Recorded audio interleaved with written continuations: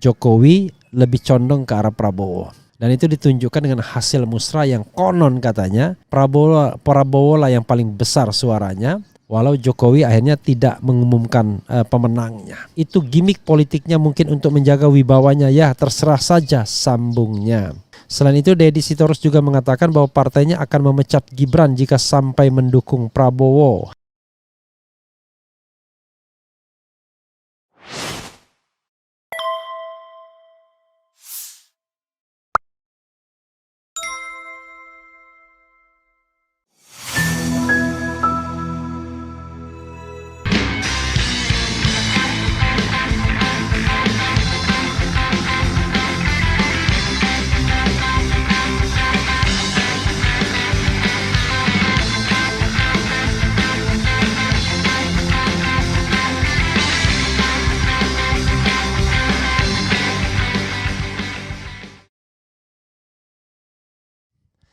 Assalamualaikum warahmatullahi wabarakatuh, Sobat RH sekalian. Jumpa lagi kita di channel yang keren ini, Keren Cadas. Ini sobat, kita akan bikin atau ulas berita yang terkait dengan Gibran dan PDIP. Ini malah ribut sendiri di antara mereka karena ya tadi indikasinya Jokowi dan keluarga sudah pindah dukungan ke tempat lain ke Prabowo Subianto. Dan itu ditunjukkan dengan kedatangan Prabowo ke Solo, makan-makan, bertemu, dan tiba-tiba datang relawan Jokowi dan relawan Gibran menunjukkan dukungannya. Saya pakai jaket pemberian dari tim relawan juga. Saya hargai pemberian mereka ya. Ya, Sobat Era sekalian, ada hal yang harus kita pahami. Sekarang sepertinya antara Jokowi dan PDIP plus Megawati itu sedang perang dingin menyangkut siapa yang akan di-endorse atau didukung dalam Capres 2024 nanti, pemilihan Capres. Memang Jokowi ikut dalam deklarasi Ganjar. Bahkan dia sudah sampai Solo untuk persiapan Idul Fitri, tiba-tiba dipanggil ke Jakarta. Bayangkan seorang presiden bisa dipanggil ke Jakarta oleh seorang ketua umum partai politik. Dan konon ya isunya itu sempat menjengkelkan Jokowi dan ibu negara. Kok bisa presiden dipanggil-panggil seperti itu? Tetapi memang sepertinya Jokowi mengalah dan dia tunjukkan kalau dia pun rela mendukung Ganjar. Dia bawa Ganjar juga dalam pesawat kepresidenannya. Tapi rupanya setelah itu giliran Prabowo yang datang. Entah apa pembicaraannya. Tapi langkah belakangan terlihat bahwa Jokowi lebih condong ke arah Prabowo. Dan itu ditunjukkan dengan hasil musrah yang konon katanya Prabowo lah yang paling besar suaranya, walau Jokowi akhirnya tidak mengumumkan pemenangnya. Gibran juga menunjukkan gesture yang sama, isu tetangganya, tapi wallahu alam benar atau tidak, dan sudah dibantah sesungguhnya kalau dia sudah pindah ke Gerindra. Jadi KTA-nya sudah berubah dari KTA merah ke merah yang lain, tapi merahnya Gerindra. Sobat Era sekalian, dan terkait dengan pemanggilan Gibran ke PDIP, ke markas PDIP, itu ada debat, ada silang pendapat antara Gibran dengan salah seorang politisi PDIP, Deddy Sitorus. Persisnya seperti apa? Persisnya kita bacakan. Dan Megawati tidak suka kalau Gibran banyak omong. Katanya silent is golden, diam itu emas, seperti dirinya ya, mungkin. Oke, coba kita bacakan dari Suara Nasional ini, seru. Gibran bongkar kebohongan politikus PDIP. Putra sulung Presiden Joko Widodo, Jokowi Gibran Rakabuming Raka, membongkar kebohongan PDIP kebohongan PDIP ya, politisi maksudnya, Deddy Sitorus yang menyebut wali kota Solo itu datang sendiri ke DPP PDIP. Ada surat tertulis yang ditujukan ke saya, tulis Gibran di akun Twitternya, Gibran_tweet menanggapi pernyataan Deddy bahwa Gibran menawarkan datang ke DPP PDIP. Gibran mengatakan dipanggil DPP PDIP. Saya dipanggil ke DPP, kata Gibran di Solo. tapi hanya memberikan tawaran untuknya. Sementara itu dilansir dari YouTube TV One News pada Senin, politisi PDIP Deddy Sitorus mengatakan bahwa PDI tidak memanggil Gibran, tetapi hanya memberikan tawaran untuknya datang ke PDIP. Sehingga kalau anak Presiden Jokowi itu mengatakan bahwa ia mendapat panggilan PDIP, Deddy menduga bahwa itu hanya gimmick politik dari seorang Gibran. Yang kedua, saya tegaskan di sini karena saya dengar pembicaraan telepon itu. Saya ada ketika Pak Sekjen menelpon, tidak ada dia dipanggil, dia menawarkan datang katanya. Jadi kalaupun dia kemudian di media mengatakan dia dipanggil, itu gimmick politiknya mungkin untuk menjaga wibawanya, ya terserah saja, sambungnya. Selain itu, Deddy Sitorus juga mengatakan bahwa partainya akan memecat Gibran jika sampai mendukung Prabowo. Luar biasa ya. Jadi kalau memecatnya kapan? Karena kan sudah ada pernyataan relawannya mendukung Prabowo. Menurut saya tidak hanya Gibran yang harus dipecat, Jokowi juga harus dipecat. Pertanyaannya adalah, berani nggak PDIP memecat Jokowi karena terindikasi mendukung Prabowo? Ini soalnya. Karena memecat Jokowi sama saja bikin perang antara Istana dan Teguh Umar, walaupun sekarang sedang dalam panas dingin juga. Tapi ya kata Megawati, silent is golden, diam itu emas. Coba kita bacakan ya. Ingatkan Gibran tidak banyak omong, Megawati silent is golden. Kompas TV ya. Jakarta, Kompas TV, Ketua Umum PD Perjuangan Megawati Soekarno Putri meminta Gibran Raka Buming Raka, kader PDIP yang menjabat Wali Kota Surakarta, untuk menerapkan strategi silent is golden, diam adalah emas, dalam menghadapi manuver politik. Permintaan itu dilontarkan Megawati setelah Gibran bertemu dengan Ketum Partai Gerindra Prabowo Subianto. Megawati menjelaskan dalam menghadapi manuver tokoh-tokoh politik jelang pemilu 2024, strategi diam adalah emas. Megawati tidak ingin Gibran terlarut dalam manuver politik para tokoh politik. Apalagi menurut Megawati, politik kerap kali memunculkan pragmatisme kekuasaan. Strategi diam adalah emas ketika menghadapi berbagai manuver tokoh-tokoh politik menjelang pemilu 2024, ujar Megawati melalui akun Instagram resmi DPP PDIP. Megawati menambahkan strategi aktif progresif dalam berpolitik juga diperlukan dalam mengambil momentum. Megawati mencontohkan strategi ini dilakukan saat Kongres PDIP tahun 1993. Kala itu dirinya mengambil momentum untuk menyatakan diri sebagai ketua umum partai. Ketika Kongres PDIP tahun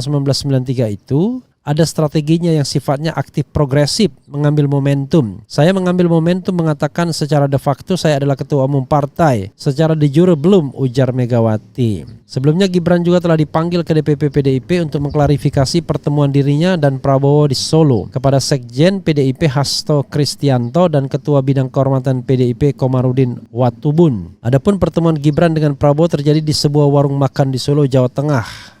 Dalam pertemuan dengan Prabowo, Gibran mengaku hanya menjamu Prabowo dalam kapasitasnya sebagai Menteri Pertahanan. Kemarin hanya makan malam saja, kalau urusan pencapresan kan saya minggir ya, ujarnya Sabtu. Menurut putra Presiden Joko Widodo itu, dirinya ingin menjadi tuan rumah yang baik bagi tamu yang berkunjung ke kota Solo. Semuanya kami fasilitasi. Kami semua didampingi tamu-tamu yang ke Solo. Saya dampingi tidak terkecuali, bahkan Pak Anies saya dampingi, ucapnya. Sekarang kalau Anies datang lagi didampingi lagi enggak ya? Sementara itu Prabowo mengaku bahwa dirinya sengaja mampir ke Solo setelah sebelumnya berkunjung ke Semarang dan Pekalongan, Jawa Tengah. Prabowo juga mengaku bahwa pertemuan ini diinisiasi oleh dirinya. Ia juga mengaku terkesan dengan kedatangannya kali ini karena disambut dan dijamu dengan baik. Ternyata disambut seperti ini luar biasa. Ya, karena saya mau mampir, tidak enak kalau tidak lapor ke Mas Wali, ujarnya. Luar biasa. Allahu Akbar ya. Seorang Menteri Pertahanan berkunjung ke daerah selain Solo, yaitu Pekalongan dan daerah mana tadi, tiba-tiba merasa tidak enak kalau tidak lapor kepada Wali Kota Solo. How come? Dia adalah Minister of Defense, dia adalah seorang menteri yang jabatannya jauh di atas seorang wali kota. Dan dia juga politisi senior. Dia juga adalah ketua umum partai politik yang menguasai 78 kursi di DPR. How come ya? Kok bisa dia tiba-tiba merasa tidak enak kalau tidak mampir? Nah, tetapi ya kalau kita menjelaskan tidak ada yang namanya makan siang gratis, ya kita paham. Prabowo pastinya ingin terus merajut tali silaturahmi atau kedekatan dengan keluarga Jokowi dalam rangka memastikan dukungan Jokowi kepada dirinya. Karena bagi Prabowo dukungan itu sangat-sangat berarti. Paling tidak menihilkan peran Jokowi sebagai presiden untuk memenangkan calon tertentu. Dan kalau untung akan dibantu. Walaupun kita tidak berharap siapapun menang dengan cara yang curang. Misalnya menggerakkan fasilitas atau keuangan negara, resources negara. Termasuk juga menggerakkan state apparatus, TNI, Polri, dan BIN. Tapi kalau misalnya Jokowi mengendorse Prabowo, paling tidak kita berharap netral dia. Dia tidak menggunakan atau menggerakkan fasilitas publik untuk memenangkan Ganjar, tapi tidak juga Prabowo. Sehingga yang namanya presidential election akan berlangsung secara fair, secara jurdil. Kalaupun ada kecurangan, maka kecurangan itu sifatnya tidak masif, terstruktur. Tetapi ya dilakukan oleh unit-unit tertentu atau di tempat tertentu saja. Tapi kalau sudah presiden rapat di istana misalnya untuk memenangkan seseorang, itu penyalahgunaan jabatan yang luar biasa. Dan harusnya di-impeach kalau memang itu terjadi. Karena presiden sudah mengkhianati konstitusi. Kok bisa begitu? Ya, karena konstitusi kita mengatakan presiden itu adalah kepala kekuasaan eksekutif yang tertinggi. Karena itu dia harus menjadi ayah, bapak dari seluruh warga negara. Dan khusus untuk pemilu dikatakan harus berlangsung secara jujur dan adil. Itulah kehendak atau pesan konstitusi. Jadi kalau misalnya presiden berpihak kepada salah satu calon dengan menggerakkan fasilitas negara, maka dia telah mengkhianati negara atau mengkhianati konstitusi. Karena dia tidak berlaku, tidak mewujudkan pemilu yang jujur dan adil yang merupakan kehendak konstitusional dan kehendak bangsa ini. Begitu ya, sobat era sekalian, cara berpikirnya, paradigma berpikirnya. Dan itu adalah hak politik Gibran dan Jokowi untuk punya preferensi kemana. Kalau akhirnya Gibran nanti keluar dari PDIP, masuk ke Gerindra, ya itu adalah soal yang terkait dengan preferensi politik pribadinya. Tidak boleh dihalang-halangi. Bagaimana dengan jabatannya sebagai wali kota Solo? Secara etis, jabatan itu bukan dipilih oleh partai politik, tetapi dipilih oleh rakyat Solo. Sepanjang tidak ada klausul impeachment yang bisa membuat dia dimakzulkan, nggak ada masalah. Kecuali kalau dia misalnya korupsi, kemudian dia melakukan hal-hal yang buruk dan lain sebagainya, maka ada klausul impeachmentnya di sana. Tapi kalau everything is okay, walaupun dia pindah haluan, itu ya pernah terjadi juga kepada Ahok kan. Dia Gerindra, tapi di jabatannya dia berhenti dari Gerindra dan kemudian masuk PDIP sampai sekarang. Oke, coba kita bacakan sedikit ya komentar Sobat Era terkait dengan hal ini, sedikit saja. Insya Allah Pak Anies Baswedan Presiden RI 2024. Lembaga survei nggak ada akhlak, apalagi nih ya. Mereka sekomplotan bos. Ya, kita tidak bicara mereka komplotan atau tidak. Yang kita bicarakan adalah sebuah fenomena politik dan nanti kita analisis. Jadi belum tentu juga mereka kompak. Namanya kekuasaan itu sering sekali justru berbeda jalan ketika ketika orang-orang punya preferensi ingin berkuasa semuanya. Kemudian settingan Prabowo Jokowi, Prabowo Ganjar mirip bandar bola. Iya. Tapi Anda tidak bisa menyetir suara rakyat sedemikian rupa kecuali Anda menyetir KPU untuk memenangkan dua-duanya. Ganjar dan Prabowo agar masuk putaran kedua dan siapapun yang terpilih dibebaskan. Yang penting Anies kalah, nggak bisa begitu kan? Tetap saja kalau misalnya Presiden Jokowi harus punya preferensi dia. Bisa jadi jagoannya kalah dalam putaran pertama. Harapan dia adalah Ganjar Pranowo dengan Prabowo Subianto yang maju pada putaran kedua. Tapi bagaimana kalau salah satunya Anies? Kan dari awal dia harus ciptakan atau buat preferensi agar jagoannya menang dan masuk pada putaran kedua. Dengan harapan kalau Ganjar kalah, Prabowo menang, maka pendukung Ganjar dukung Prabowo atau sebaliknya. Kan begitu. Yang jelas Anies tetap dikeroyok, hanya begitu ya. Kemudian saya muak sama Wowo menjilat Jokowi bahkan anak, menantu dan cucunya. Tujuan besar Wowo apa sih bang? Jadi menteri tidak fokus kerja tapi malah keliling jilat sana sini. Tidak beretika. I don't know exactly. Ada persoalan memang di sini ya, soal public ethic atau etika publik. Pejabat yang masih menjabat, Prabowo dan Ganjar, mereka keliling-keliling itu buat apa? Kalau buat pilpres harusnya kan mau tahan diri mereka. Kalau nggak bisa tahan diri ya berhenti dong sebagai pejabat, sebagai Menteri Pertahanan dan sebagai Gubernur Jawa Tengah. Yang ngakak adalah pertemuan kepala desa di Jawa Barat dihadiri Gubernur Jawa Tengah, kan begitu. Lalu Menteri Pertahanan datang ke Pekalongan, datang ke Solo, runtang-runtung ke sana kemari juga buat apa?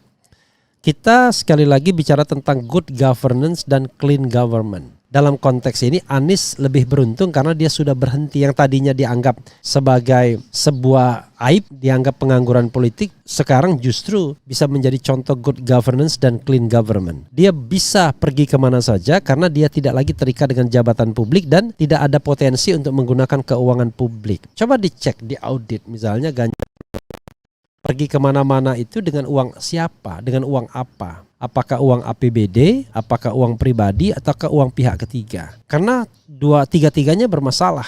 Kalau dengan uang APBD itu namanya korupsi, abuse of power, penyalahgunaan keuangan negara karena tujuannya untuk berkampanye dan tidak ada kaitannya sama Jawa Tengah. Kalau uang sendiri patut diragukan, Ganjar harta kekayaannya tidak seberapa sehingga kalau harus mondar-mandir dengan biaya sendiri, it is a questionable. Tapi kalau dari pihak ketiga, maka itu adalah bentuk gratifikasi yang tidak boleh didapatkan selama dia masih dalam jabatan publik. Cuma susah. Indonesia ini di mulut saja bicara mengenai pemberantasan korupsi, tapi prakteknya tidak demikian. Prabowo cuma buat jegal Anies, hati-hati. Yaitu skenario yang pernah saya dengarkan juga ya, misalnya dari Denny Indrayana. Bahwa Istana akan memenangkan Ganjar Pranowo, tetapi agar suara Anies bisa dikurangi secara signifikan, Prabowo tetap maju. Jadi Prabowo dikorbankan untuk menggerus suara Anies Baswedan. Tapi kan Prabowo juga bukan orang bodoh.